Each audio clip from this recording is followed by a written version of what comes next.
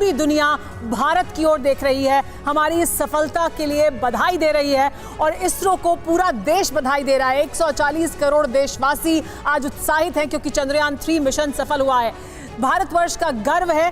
23 अगस्त पर आज का दिन हमेशा याद रखा जाएगा। किस तरह से आज के दिन भारत ने वो सफलता हासिल की जिसे हासिल करने के लिए सालों की मेहनत थी और उस मेहनत को आगे बढ़ाने के बाद आज का ये पल भारत को नसीब हुआ है। लेकिन उसके लिए एक बड़ी अहम टीम थी, इसरो की एक पूरी टीम जो योगदान दे रही थी अपना। चंद्रयान की लैंडिंग पर देश ने जश्न मनाया है और दुनिया में कीर्तिमान भी बन गया है। अब आपको उन हीरोज से मिलवाते हैं। देखिए, हम तस्वीरें आपको दिखा रहे हैं जिन्होंने भारत में दुनिया का मान बढ़ाने का काम किया है। पी वीरामुथुवेल प्रोजेक्ट डायरेक्टर हैं ये, यानी इनके कंधों पर पूरे प्रोजेक्ट की जिम्मेदारी थी। इसके अलावा के कल्पना एसोसिएट प्रोजेक्ट डायरेक्टर, यानी उनकी सहयोगी थी और वो भी एक अहम हिस्सा थी चंद्रयान 3 मिशन का।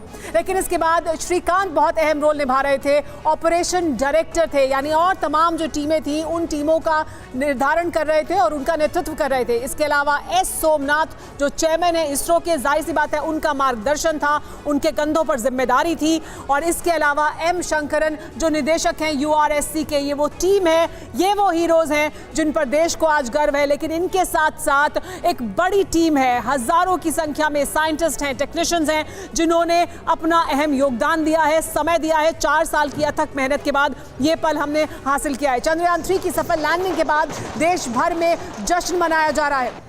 देश के कई शहरों से जश्न की तस्वीरें सामने आई हैं। दिल्ली, वाराणसी, कोलकाता, नागपुर में लोगों ने ढोल नगाड़े बजाकर मिशन चंद्रयान के सफल होने की खुशी जाहिर की है। देश भर में जश्न का माहौल है हर ओर।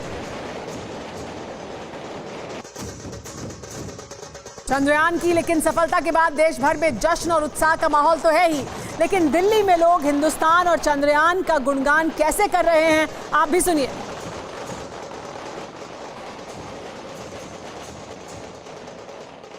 कितनी खुशी है? बहुत बहुत ज्यादा खुशी है। अभी हमने 15 अगस्त की खुशियां मनाई, भारत को एक नई खुशी और मिल गई हैगी। इस पे हमें बहुत प्राउड है। हिंदुस्तान जिंदाबाद है, हिंदुस्तान जिंदाबाद रहेगा। भारत माता की, भारत माता की, भारत माता की। क्या कहेंगे? भारत में दम है, चांद पर हम हैं। Very good. भारत में दम है, चांद पर हम हैं। आप क्या कहेंगे? साउथ पोल पर पहला देश है जो पहुंचा है। साउथ पोल पर सबसे पहली बार भारतवर्ष का झंडा लहराया है। हमारे यहाँ से लैंडर जी अपनी मम्मी की राखी लेकर चंदा मामा पर गए हैं बांधने। भारत माता की जय। तो विक्रम लैंड कर चुका है, एक अहम सफलता भारत ने हासिल कर ली है। लेकिन अब आगे क्या है वो भी आपको बताते हैं। आपको बिग वॉल ग्राफिक्स के जरिए बताते हैं कि प्रज्ञान को कब बाहर आना है और वो बाहर आएगा तो क्या कुछ करेगा। तो देखिए, ये अब आगे क्या कुछ होने वाला है वो आपको हम बता रहे हैं। सबसे पहले तो धूल छटेगी, यानी लैंडिंग के वक्त जो धूल उड़ी है वो धूल छटेगी। कुछ समय का इंतजार किया जाएगा और अब वो समय भी बहुत करीब है, बहुत दूर नहीं है, तब जबकि रोवर बाहर निकलेगा। इसके बाद विक्रम स्टार्ट होगा, यानी उसके जो कंप्यूटर है वो जो आर्टिफिशियल इंटेलिजेंस से लैस है वो स्टार्ट होंगे। इसके बाद रैंप खुलेगा, जो हम आपको लगातार यहाँ जो मॉडल हमने बनाया उसके जरिए भी दिखा रहे थे। रैंप खुलेगा और फिर प्रज्ञान बाहर निकलेगा, अपनी छाप छोड़ेगा। जैसा कि हम आपको लगातार बता रहे थे कि उसके जो 2 पैर है आगे के, उसमें भारत का की जो छाप है वो हम वहां पर छोड़ेंगे, अपने निशान छोड़ेंगे। चांद पर इसके बाद 14 दिन रहेगा, यानी अगले 14 दिन बहुत महत्वपूर्ण है। इसरो डायरेक्टर ने भी कहा और इसरो के साइंटिस्ट देखिए 4 साल से मेहनत कर रहे थे, लेकिन अगले 14 दिन, हम भले ही इस वक्त जश्न मना रहे हैं लेकिन वो अगले 14 दिन उसी तरह से मेहनत करते रहेंगे और उसके बाद हम इसको पूरी तरह से सफल कहेंगे इस मिशन को। हालांकि एक बड़ा हिस्सा हासिल कर लिया है हमने। भारत चांद के दक्षिणी ध्रुव पर सॉफ्ट लैंडिंग करने वाला दुनिया का पहला देश बन गया है और यह अपने आप में इतिहास रच दिया है। भारत ने चांद पर सॉफ्ट लैंडिंग करने वाला दुनिया का 4था देश भी बन चुका है। सफलता की तरफ पहला कदम रखा जा चुका है, यानी पहली बड़ी चुनौती हमने पार कर ली है।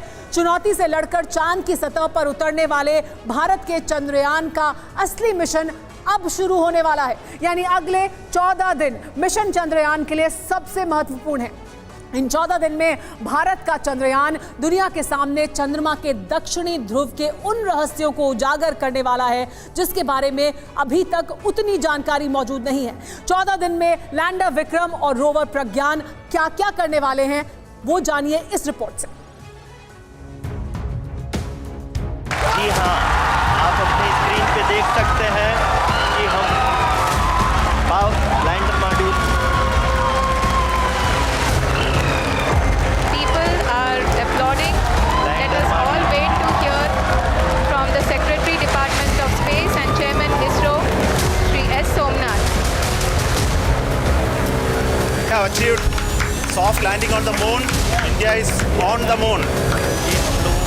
चंद्रमा की सतह पर चंद्रयान टच डाउन हुआ तो इसरो केंद्र में तालियां बजी। जी हाँ, आप अपनी स्क्रीन पे देख सकते हैं कि हम लैंडर मॉड्यूल दुनिया में हिंद का जय घोष गूंजने लगा। People are applauding. Let us all wait to hear. ये पल अविस्मरणीय है। ये क्षण अभूतपूर्व है। ये क्षण विकसित भारत के शंखनाद का है। From the Secretary Department of Space and Chairman ISRO. Chandrayaan के अंतिम 15 मिनट 1440 दिनों के अथक प्रयास का सफल परिणाम बन गए।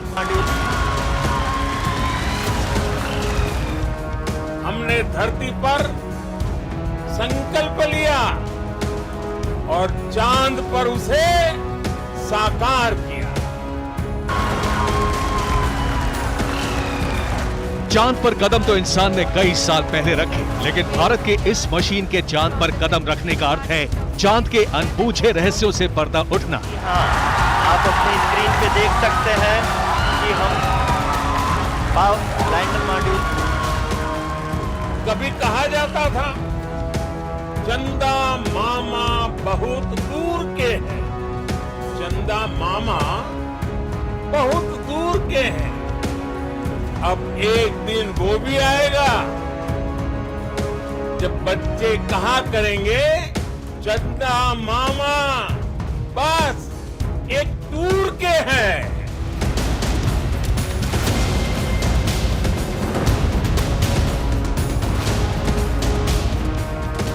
इस यात्रा का अंतिम पड़ाव जितना सुखद रहा है उतना इसका सफर कठिन रहा है और वैज्ञानिक दृष्टिकोण उतना ही करिश्माई भी, क्योंकि जितनी लागत में भारत चांद पर खोज मिशन चला रहा है उतनी लागत में तो धरती पर स्पेस फिल्में ही बनी हैं।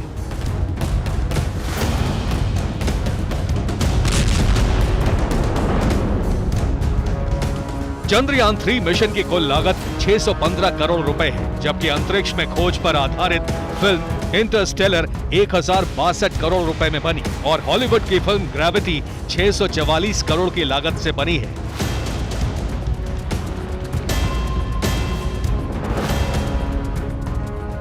तीन 3,84,000 किलोमीटर का सफर तय करके लैंडर विक्रम चांद की सतह पर सबसे सटीक जगह खोजकर उस पर अपना डेरा जमा चुका है।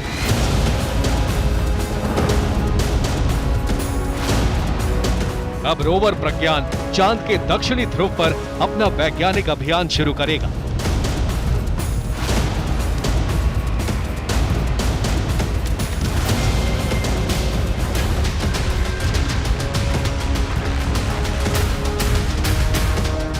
प्रज्ञान के चांद की सतह पर उतरते ही उसका एक दिन का चक्र शुरू हो जाएगा। चांद पर एक दिन 672 घंटे का होता है।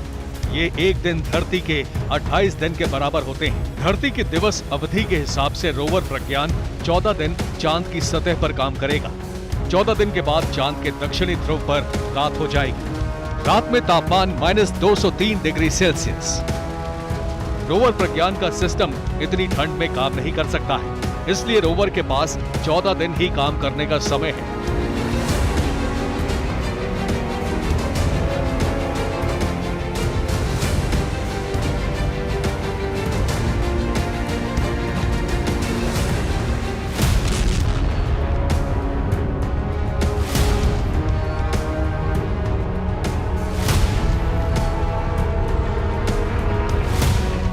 मिशन चंद्रयान के लिए ये 14 दिन सबसे अहम होने वाले हैं। इन 14 दिनों में ही प्रज्ञान को चांद की सतह पर छिपे रहस्यों का पता लगाना है।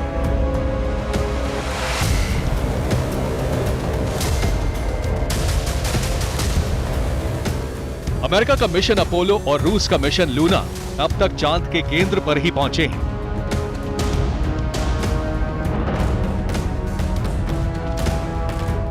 चांद पर पहुंचने वाला तीसरा देश चीन है, लेकिन वो चांद के उत्तरी ध्रुव तक सीमित रहा है। ये पहली बार हो रहा है कि चांद के दक्षिणी ध्रुव पर कोई देश पहुंचा हो।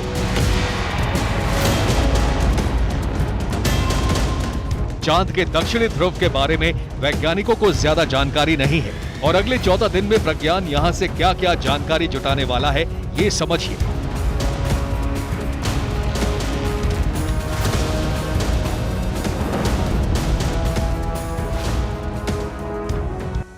आइए अब आपको बताते हैं कि रोवर प्रज्ञान आखिर चांद की सतह पर क्या करेगा। रोवर प्रज्ञान दक्षिणी ध्रुव पर पानी की खोज करेगा। दक्षिणी ध्रुव पर पानी ठोस अवस्था में हो सकता है। चांद पर आने वाले भूकंपों का भी अध्ययन ये रोवर करेगा और चांद की सतह के तापमान का डेटा कलेक्ट करेगा।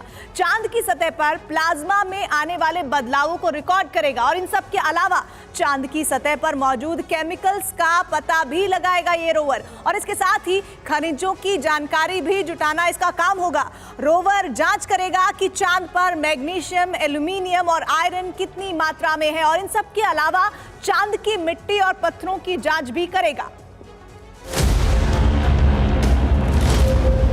जी हाँ, आप अपनी स्क्रीन पे देख सकते हैं कि हम लैंडर मॉड्यूल। चंद्रयान का रोवर प्रज्ञान अपना मिशन शुरू करते ही हर डेटा की तस्वीरें धरती तक भेजता रहेगा। इन तस्वीरों का अध्ययन करके वैज्ञानिक ये पता लगाएंगे कि चांद के दक्षिणी ध्रुव का मौसम कैसा है, चांद पर कितनी मात्रा में कौन सा खनिज है या कितनी मात्रा और किस अवस्था में पानी मौजूद है। भविष्य में चांद का ये हिस्सा धरती के लिए कितना उपयोगी साबित हो सकता है, ये सब जानकारी रोवर प्रज्ञान से भेजे गए डेटा से पता लगेगी। लैंडर चांद पर कामयाबी के साथ हिंदुस्तान का झंडा गाड़ चुका है। स्क्रीन पे देख सकते हैं कि हम लैंडर मॉड्यूल। रोवर अब चांद की सतह पर चक्कर लगाना शुरू कर रहा है। People are applauding. Let us all wait to hear.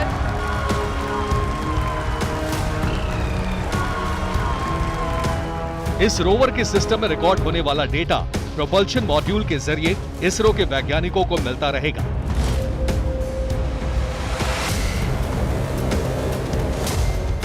अभी प्रोपल्शन मॉड्यूल चांद की कक्षा में घूमता रहेगा। ये कम्युनिकेशन बनाए रखने के लिए चक्कर लगाता रहेगा।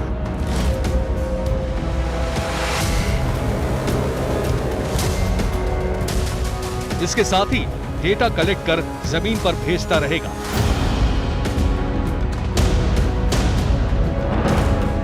ये पृथ्वी के लिए डेटा कलेक्ट करने का काम लगातार करता रहेगा। मिशन चंद्रयान का सबसे अहम अध्याय शुरू हो चुका है। अब हिंदुस्तान का प्रज्ञान दुनिया को चांद के दक्षिणी ध्रुव का ज्ञान कराने वाला है।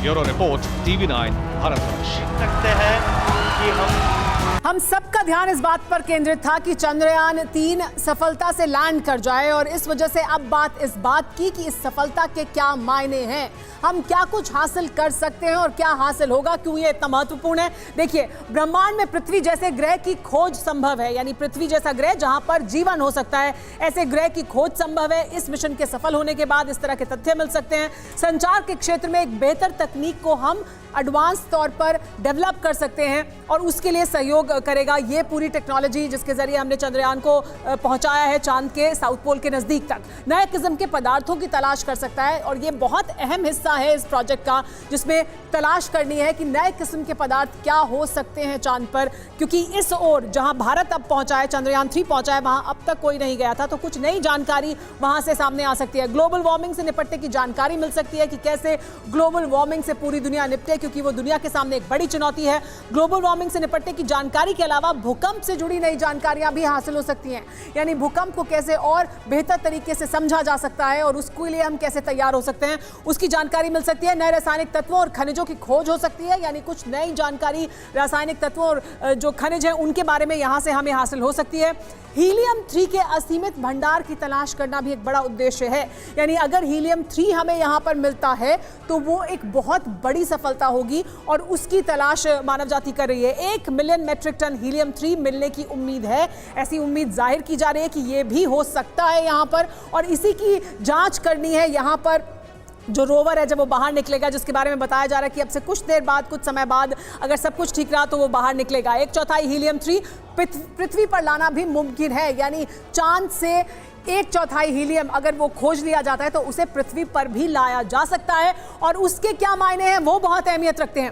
500 साल की ऊर्जा जरूरतें पृथ्वी की पूरी होने की उम्मीद है उसकी वजह से, यानी बहुत कुछ निर्भर करता है। बहुत सी सफलताएं हमें मिल सकती हैं और बहुत सी सफलताओं के संकेत मिल सकते हैं इस मिशन के सफल होने के बाद, अगर इस मिशन के जरिए तमाम जानकारी जो हमें मिल रही है वो हम, लेकिन जो आपको बता रहे हैं कि ये सब हो सकता है, ये जो जानकारियां हैं वो अब, क्योंकि बहुत समय नहीं बचा है, हमारे साथ स्टूडियो में मेहमान भी मौजूद हैं, पीके घोष साहब मौजूद हैं, दिनेश जी हमारे साथ मौजूद हैं।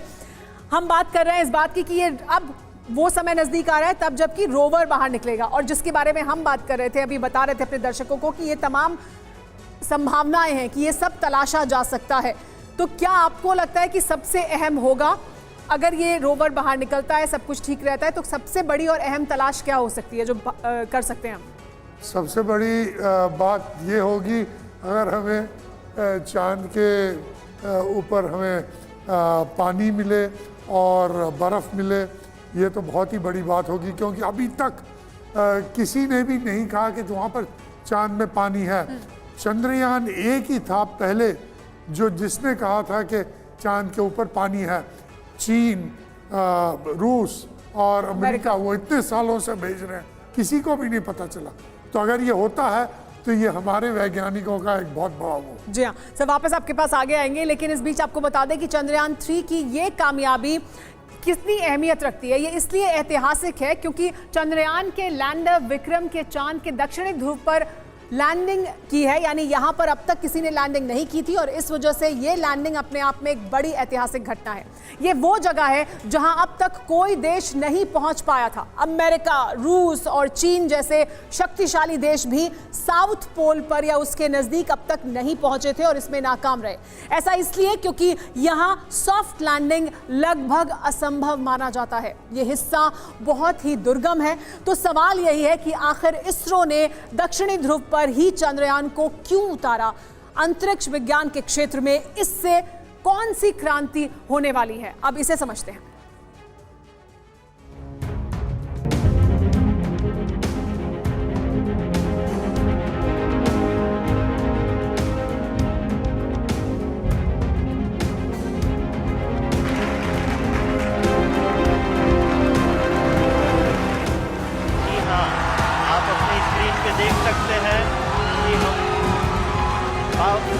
और इस तरह चंद्रयान ने वो चमत्कार कर दिया जिसे दुनिया एक सुर में नमस्कार कर रही। Applauding. Let us all wait to hear from the Secretary Department of Space and Chairman ISRO. Hindustan ने इस तरह चंद्रमा पर विजय प्राप्त कर ली। We became the 4th country to demonstrate the soft landing onto the moon surface, and we became the first country to go to near to the south pole of the moon.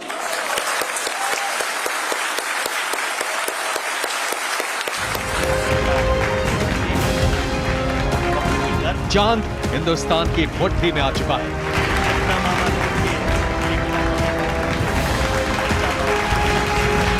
Hindustan ने वो कर दिया जो अब तक दुनिया का कोई देश नहीं कर पाया था। Sir, we have achieved soft landing on the moon. India is on the moon. ये सफलता अद्भुत, अकल्पनीय, अद्वितीय और ऐतिहासिक है।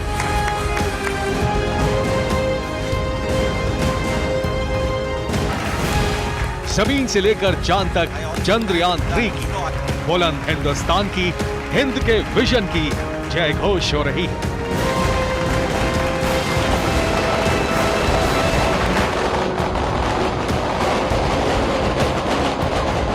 ऐसा इसलिए क्योंकि भारत अमेरिका, रूस और चीन के बाद चौथा ऐसा देश बन गया है जो चांद पर पहुंच गया है। लेकिन हिंदुस्तान की ये कामयाबी इसलिए सबसे बड़ी है क्योंकि चंद्रयान 3 के जरिए भारत ने असंभव को संभव कर दिखाया। चंद्रयान 3 का लैंडर विक्रम और रोवर प्रज्ञान चंद्रमा के साउथ पोल पर उतरे हैं। ऐसा करने वाला भारत दुनिया का पहला और इकलौता देश बन गया है।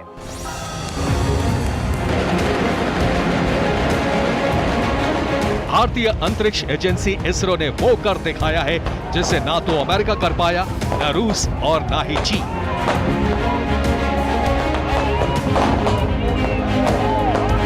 अब तक दुनिया का कोई भी मुल्क चांद के दक्षिणी हिस्से पर सॉफ्ट लैंडिंग करने में कामयाब नहीं हो सका था। जी हाँ, आप अपनी स्क्रीन पे देख सकते हैं कि हम दक्षिणी ध्रुव पर उतरना असंभव माना जा रहा था, लेकिन असंभव को संभव करने का नाम ही है ऐतिहासिक चंद्रयान। लैंडर मॉड्यूल, सशक्त हिंदुस्तान, हिंद का विज्ञान, इसरो का प्रज्ञान। From the Secretary Department of Space and Chairman ISRO, Shri S. इसलिए आज दुनिया भारत को सलाम कर रही है। विश्व कह रहा है जय हिंदुस्तान। सेफ्टी और सॉफ्ट चंद्रमा की सतह पे लैंड हो चुका है। ये हम लोगों के लिए बहुत ही गर्व की बात है। चंद्रमा के दक्षिणी ध्रुव पर रोवर प्रज्ञान ने डेरा डाल लिया है। वो 14 दिनों तक चंद्रमा की सतह पर रिसर्च करेगा और इसी के साथ पहली बार चांद के रहस्यों का अंधेरा छट जाएगा। चंद्रमा के वो राज सामने आ जाएंगे जो दुनिया के लिए अब तक अनदेखा, अनजान और अकल्पनीय है। We became the fourth country to demonstrate the soft landing onto the moon surface, and we became the first country to go to near to the south pole of the moon.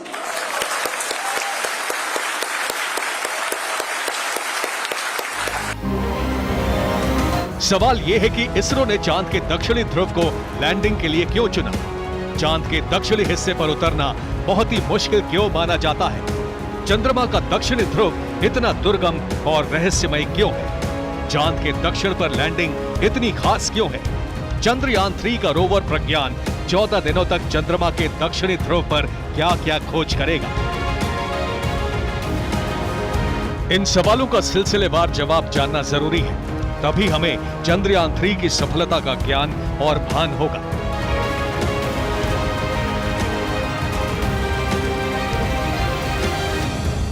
चांद के दक्षिणी ध्रुव पर जाने की कोई देश इसलिए हिम्मत नहीं कर पाया क्योंकि यह जगह बहुत अलग और रहस्यमय है। चंद्रमा की ओर से भेजे गए ज्यादातर मिशन चांद के भूमध्य रेखीय क्षेत्र में पहुंचे हैं। वहां की जमीन सीधी और सपाट है। लेकिन चंद्रयान का लैंडर विक्रम और रोवर प्रज्ञान जिस दक्षिणी ध्रुव पर पहुंचे हैं वो बहुत ही दुर्गम है।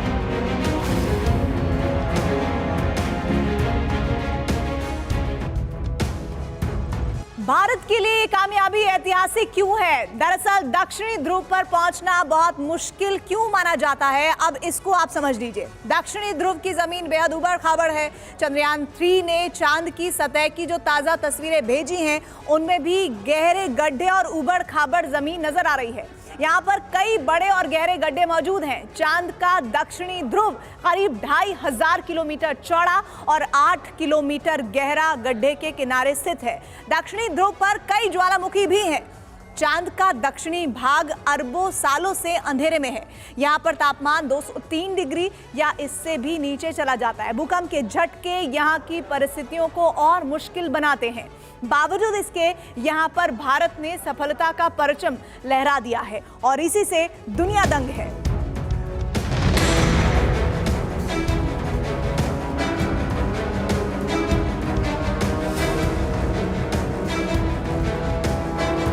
बड़े बड़े गड्ढे, ऊबड़ खाबड़ सतह, गला देने वाला तापमान और घुप अंधेरा।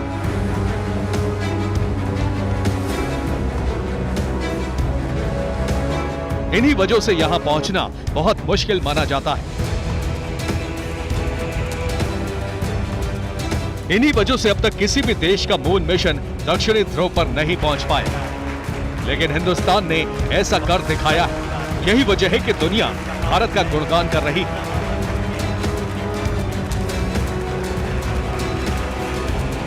वहाँ की जमीन बहुत ही उबड़ खाबड़ है, उसमें काफी क्रेटर्स और बोल्डर्स है, तो जमीन उतनी सपाट जमीन नहीं है जो कि विषुवत वृत्त पे पाई जाती है। तो बाकी जो भी लैंडिंग हुए हैं दूसरे देशों द्वारा, अमेरिका या चीन या रशिया द्वारा, वो सब लैंडिंग विषुवत वृत्त पे हुए चंद्र के, जहाँ की जमीन काफी सीधी और सपाट जमीन है, तो उसमें उतरना रिलेटिवली बहुत ही इजी रहता है। अब सवाल यह है कि चंद्रयान का रोवर प्रज्ञान 14 दिनों तक चंद्रमा पर क्या खोज करेगा? जवाब है जल और जीवन। प्रज्ञान वहां इन्हीं की खोज करेगा। प्रज्ञान चांद के दक्षिणी ध्रुव पर जिन जिन चीजों की खोज करेगा वो दुनिया भर के लिए एक नजीर बन जाएगी। इन्हीं में से एक चीज है पानी। चांद पर पानी की मौजूदगी के सबूत तो मिले हैं, लेकिन पक्के तौर पर इनकी पुष्टि नहीं हो सकी है। अगर प्रज्ञान ने चांद पर पानी की खोज कर ली, अगर उसने पानी की पुष्टि कर दी, तो अंतरिक्ष विज्ञान के क्षेत्र में बहुत बड़ी क्रांति हो जाएगी। चंद्रयान 3 के जरिए हम वहां पर पहुंच गए हैं और अलग वहां पर यह है कि वहां पे बहुत बड़े बड़े क्रेटर्स हैं, ट्रेंचेस हैं और ये भी माना जाता है कि वहां पर वाटर आइस है। और इस सब को समझने के लिए, उस टेरिटरी को समझने के लिए, मून को बेहतर रूप से समझने के लिए, चंद्रमा की सतह कैसी है, वहां के मिनरल्स कैसे हैं, खनिज कैसे हैं, एटमॉस्फेयर कैसा है, क्या क्या एलिमेंट्स हैं वहां पर, इन सभी चीजों को समझने के लिए, इसके अलावा चंद्रमा का इवोल्यूशन कैसे हुआ, हिस्ट्री चंद्रमा की जो थी उसको समझने के लिए इस मिशन को भेजा गया है। और वैज्ञानिकों का मानना है कि चांद का दक्षिणी ध्रुव बिल्कुल पृथ्वी के दक्षिणी ध्रुव एंटार्क्टिका जैसा है, यानी बहुत ठंडा। अमेरिकी स्पेस एजेंसी नासा की एक रिपोर्ट के मुताबिक चांद के दक्षिणी ध्रुव पर भारी मात्रा में बर्फ है।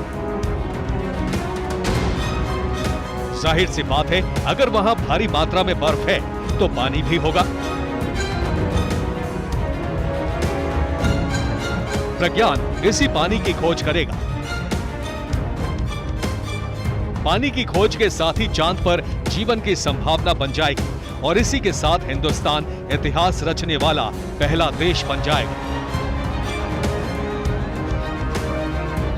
जहाँ तक बात बेनिफिट्स की है, तो इमीडिएट बेनिफिट जो है वो विज्ञान की दृष्टि से है, क्योंकि हमें चंद्रमा की सतह की, उसके वातावरण की और उसके भीतरी हालचाल का जो है हमें जो पता लगेगा, वो दक्षिण ध्रुव के इलाके में आज तक कोई नहीं गया।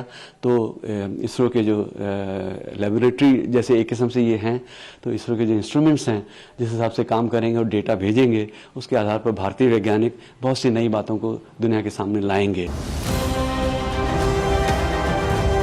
चंद्रयान का प्रज्ञान लगातार अंधेरे में रहने वाले दक्षिणी ध्रुव पर पानी के साथ साथ ऊर्जा और दूसरे भौतिक संसाधनों की भी खोज करेगा। चांद के कई सारे रहस्यों को सुलझाएगा और इसी के साथ भारत भविष्य में चंद्रमा पर मानव मिशन भेजने के लिए पूरी तरह से तैयार हो जाएगा। Bureau report, TV9 Bharatvarsh. Chandrayaan 3 land कर चुका है, लेकिन रोवर अभी बाहर नहीं निकला है, लेकिन अपना काम शुरू कर चुका है चंद्रयान 3। पहली तस्वीर भेजी है चंद्रयान 3 ने।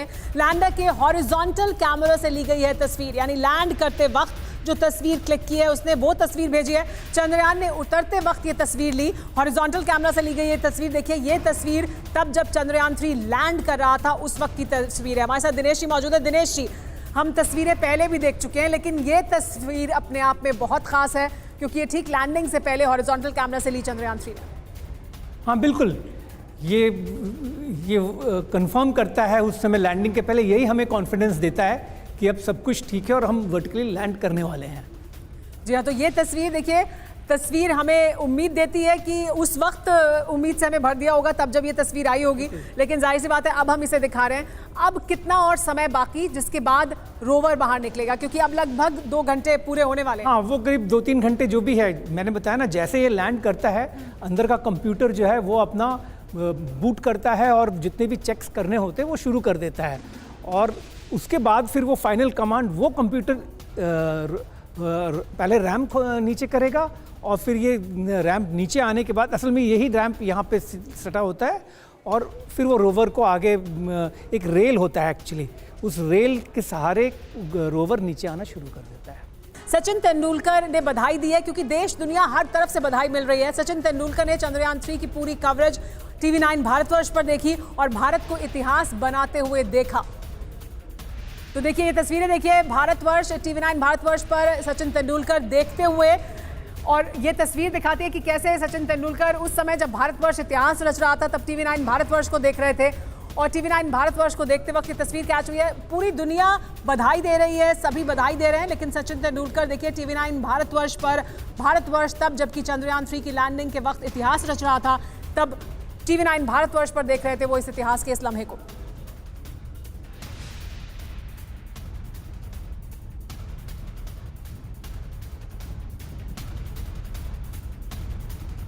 कैसे संभव हुआ 4 साल की अथक मेहनत के बाद वो टीम, वो हीरोज जिन्होंने भारत को यह सफलता हासिल कराई है, वो टीम जिसने मेहनत की है लगातार दिन रात, वो सिर्फ चंद्रयान 3 मिशन को ही जी रहे थे अपने जीवन में, वो उनके परिवार, वो सब योगदान दे रहे थे। तो वो कौन से हीरोज हैं उनके बारे में आइए दिखाते हैं कैसे आखिरी 19 मिनट में इनका सबसे बड़ा योगदान था। क्या इन्होंने कहा इस सफलता के बाद, वो भी सुनिए। देखिए पी वीरामुथुवेल जो प्रोजेक्ट डायरेक्टर हैं, इसके अलावा के कल्पना जो उनकी एसोसिएट थी, एसोसिएट प्रोजेक्ट डायरेक्टर थी, श्रीकांत जो ऑपरेशन डायरेक्टर थे यानी पूरे ऑपरेशंस को देख रहे थे, एस सोमनाथ जो चेयरमैन है इसरो के यानी वो पूरे सभी टीम को देख रहे थे यानी उनके ऊपर सबसे बड़ी जिम्मेदारी, एम शंकरन जो निदेशक हैं URSC के। ये वो 5 हीरोज जिन्होंने इस इतिहास को रचने में बड़ा योगदान दिया, लेकिन उनके साथ एक बहुत बड़ी टीम है, हजारों साइंटिस्ट और टेक्नीशियंस की। It's a great moment of happiness on behalf of team. It gives me immense satisfaction on achieving this goal as a project director of this mission. The entire mission operations right from launch till landing happened flawlessly as per the timeline, and we became the 4th country to demonstrate the soft landing onto the moon surface, and we became the first country to go to near to the south pole of the moon. It gives me an immense pleasure to be part of Chandrayaan 3 and acting as mission director. This will remain the most memorable and the happiest moment for all of us, for our team Chandrayaan 3. We have achieved our goal flawlessly. Now today this success has put us even more higher responsibility, as the Honorable Prime Minister was telling, because we have set the bar now so high. तो ये वो heroes जिन्होंने इसे संभव कर दिखाया, लेकिन चंद्रयान 3 के आखिरी 19 मिनट जिसको लेकर लगातार ये कहा जा रहा था कि वो सबसे क्रूशियल हैं, वो सफर कैसे तय किया चंद्रयान 3 ने, वो भी देखिए और जानिए।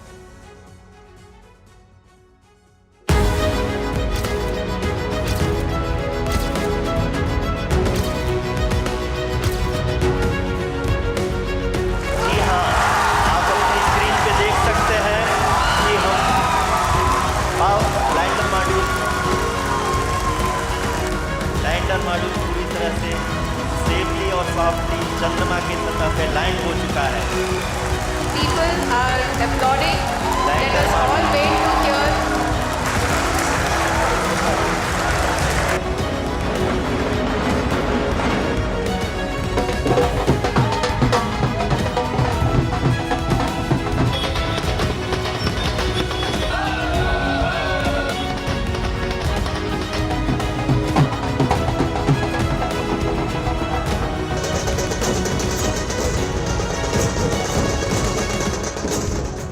तय वक्त पर चंद्रयान 3 ने चांद की सतह पर न सिर्फ सॉफ्ट लैंडिंग की, बल्कि लैंडर ने चांद पर कदम रखने के साथ ही हिंदुस्तान के मिशन मून को पूरा करने के साथ इतिहास रच दिया। We have achieved soft landing on the moon. India is on the moon.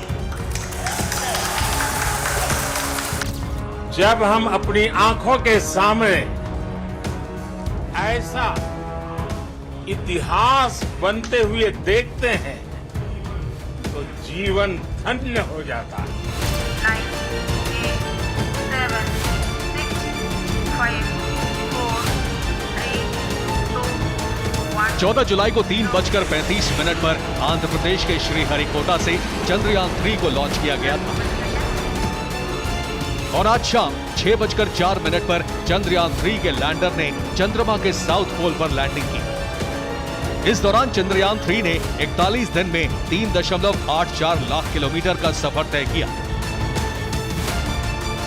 लेकिन चंद्रयान 3 का सबसे अहम पड़ाव था आखिरी के 19 मिनट, जिसे लेकर तमाम तरह की आशंकाएं थी, डर और खौफ था, क्योंकि किसी भी मून मिशन के लिए सॉफ्ट लैंडिंग से पहले के कुछ मिनट काफी महत्वपूर्ण होते हैं।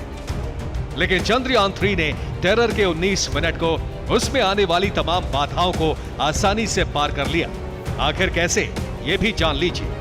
मसलन सबसे पहले चंद्रयान 3 ने रफ ब्रेकिंग फेज को पार किया, जो करीब 690 सेकंड का था, यानी 11 मिनट 50 सेकंड का। इस दौरान लैंडर लगभग 1.68 किलोमीटर प्रति सेकंड की रफ्तार से आगे बढ़ रहा था, लेकिन इस रफ्तार को घटाकर 358 मीटर प्रति सेकंड किया गया। लैंडर की रफ्तार को कम करने के लिए 4 इंजन फायर किए गए और इसके फौरन बाद एटीट्यूड होल्ड फेज शुरू हुआ। ये चरण चांद की सतह से 7.4 किलोमीटर की दूरी पर शुरू हुआ। धीरे धीरे लैंडर चांद की सतह की तरफ आगे बढ़ने लगा और दोनों के बीच की दूरी घटकर 6.8 किलोमीटर तक हुई। आपको बता दें कि इस दूरी को तय करने के लिए लैंडर ने अपनी रफ्तार और कम की, जो करीब 336 मीटर प्रति सेकंड के आसपास थी। इसके बाद लैंडर फाइन ब्रेकिंग फेज में आया। इस दौरान लैंडर और चांद की सतह के बीच महज 800 मीटर का फासला बचा था। आपको बता दें कि यहाँ पर लैंडर की रफ्तार करीब 0 हो गई और लैंडर सतह के ऊपर मंडराने लगा ताकि अनुकूल जगह की तलाश कर सके। जैसे ही लैंडर को अनुकूल जगह मिली, टर्मिनल डिसेंट फेज शुरू हो गया। इस दौरान लैंडर और सतह के बीच की दूरी महज 150 मीटर ही रह गई। इसके बाद वो धीरे धीरे चांद की सतह पर सॉफ्ट लैंडिंग के लिए बेहद कम रफ्तार से बढ़ने लगा और सबसे आखिर में तय वक्त यानी शाम 6:04 पर चांद की सतह पर सॉफ्ट लैंडिंग की।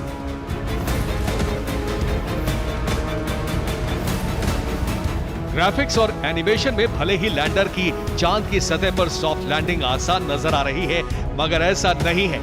दरअसल चंद्रयान 3 ही नहीं बल्कि दुनिया के तमाम मून मिशन के लिए ये सबसे मुश्किल वक्त होता है। आपको बता दें कि हाल ही में रूस का लूना 25 इसी आखिरी पड़ाव को पार करने में नाकामयाब रहा और लैंडिंग से पहले क्रैश कर गया। इतना ही नहीं, चंद्रयान 2 भी आखिरी के 19 मिनट में ही बेकाबू हुआ और सॉफ्ट लैंडिंग से पहले फेल हो गया।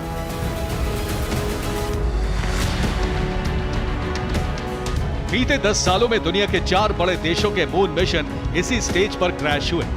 इसी फहरिस्त में हिंदुस्तान भी शामिल है, क्योंकि 4 साल पहले चंद्रयान 2 मिशन भी फेल हो गया।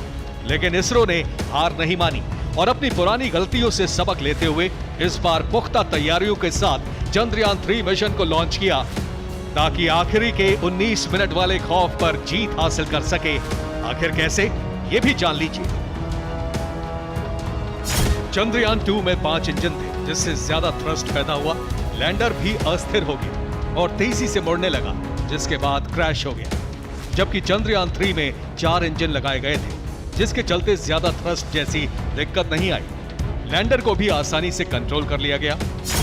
इसी तरह चंद्रयान 2 के दौरान लैंडिंग की जगह 500 बाई 500 थी, जिसके चलते सुरक्षित जगह ढूंढना मुश्किल था। मगर चंद्रयान 3 में लैंडिंग की जगह 4 किलोमीटर इंटू 2.5 किलोमीटर थी, यानी काफी बड़े इलाके में ये लैंडर कहीं भी चांद की सतह पर लैंड कर सकता था। चंद्रयान 2 पहले ही चांद की सतह के करीब पहुंच गया था, जिससे लैंडिंग के लिए जगह नहीं तलाशी जा सकी। लैंडिंग स्पॉट खोजने में काफी मुश्किलों का सामना करना पड़ा, मगर इस बार 21 अगस्त से ही लैंडिंग साइट की तलाश जारी थी और जैसे ही वो मिली, लैंडर ने चांद की सतह पर सॉफ्ट लैंडिंग कर दी। शायद इसी वजह के चलते चंद्रयान 3 ने तमाम बाधाओं को पार करते हुए इतिहास रचा और इस सफलता में सबसे बड़ा योगदान इसरो के साइंटिस्ट का है, जिन्होंने अपनी जी तोड़ मेहनत से हिंदुस्तान का ख्वाब पूरा किया। Bureau report, TV9 Bharat. Chandrayaan 3 की सफलता के साथ साथ एक बहुत बड़ी अर्थव्यवस्था है जो जुड़ी हुई है, स्पेस इकोनॉमिक्स। क्या कुछ चंद्रयान 3 जब पहुंचा है उससे कौन कौन से बाजार भारत के लिए खुल जाएंगे, आइए वो भी समझ लेते हैं। सबसे बड़ा और अहम अंतरिक्ष व्यापार का क्षेत्र है जो भारत के लिए और ज़्यादा अहमियत रखेगा और ज़्यादा खुल जाएगा। क्रायोजेनिक तकनीक भारत दे सकता है या भारत साझा कर सकता है या उस क्षेत्र में भारत अपनी स्टैंप छोड़ सकता है। रॉकेट साइंस के क्षेत्र में भारत नई ऊंचाइयों को छू रहा है, एक बड़ी सफलता भारत ने हासिल की है। स्पेस रिसर्च में भारत पहले से ही काफ़ी आगे है, लेकिन अब और बहुत कुछ वो दुनिया को बता पाएगा। ड्रोन सेक्टर में भी ये भारत की मदद करेगा, क्योंकि जिस तरह से हमने इसे सफलतापूर्वक लैंड कराया है, डेटा एनालिसिस के क्षेत्र में भी भारत के लिए जो रास्ते हैं वो खुल जाएंगे। ये वो तमाम व्यापार के क्षेत्र हैं जो भारत के लिए खुल सकते हैं। डेटा स्टोरेज के लिए व्यापार का क्षेत्र खुलेगा भारत के लिए। तो ये अहम इलाके हैं। आर्टिफिशियल इंटेलिजेंस भी, क्योंकि समझिए आप कि तब जबकि इसने लैंड किया है ये सब कुछ AI द्वारा किया गया है कि किस तरह से ये संभव हो पाएगी लैंडिंग। सफलता के नए प्रतिमान रचने वाले इसरो के लेकिन देश नायकों को प्रधानमंत्री नरेंद्र मोदी जो जोहानिसबर्ग में इस वक्त मौजूद हैं वहां से उन्होंने बधाई दी। क्या कुछ कहा प्रधानमंत्री नरेंद्र मोदी ने इन देश नायकों को, आप भी सुनिए। अमृत काल की प्रथम प्रभा में सफलता की ये अमृत वर्षा हुई है। चंदा मामा बस एक टूर के हैं। जब हम अपनी आंखों के सामने ऐसा इतिहास बनते हुए देखते हैं तो जीवन धन्य हो जाता है। हमने धरती पर संकल्प लिया और चांद पर उसे साकार किया। हमारे वैज्ञानिकों के परिश्रम और प्रतिभा से भारत चंद्रमा के उस दक्षिणी ध्रुव पर पहुंचा है जहां आज तक दुनिया का कोई भी देश नहीं पहुंच सका। ये पल अविस्मरणीय है। ये क्षण अभूतपूर्व है। ये क्षण विकसित भारत के शंखनाद का है। प्रधानमंत्री नरेंद्र मोदी जोहानिसबर्ग में थे लेकिन उनका मन यही था, भारत में चंद्रयान 3 पर नजर बनाए हुए थे।